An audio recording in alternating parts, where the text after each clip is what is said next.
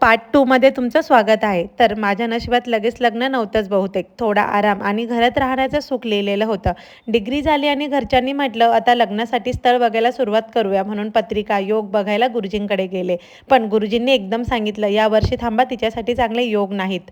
आणि तिथून मला मिळालं पूर्ण 1 वर्ष फक्त माझ्यासाठी. आता तुम्हाला वाटत असेल मी काय केलं असेल त्या एका वर्षात? जॉब, मेडिकल प्रॅक्टिस, स्टडी यातलं काहीच नाही.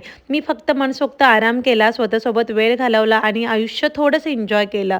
असं करत-करत वर्ष संपत आलं आणि नोव्हेंबर महिन्यात मला पहिलं स्थळ आलं. ते म्हणजेच दीपकचं. मुलगी बघण्याचा कार्यक्रम झाला, सगळं छान चाललं होतं.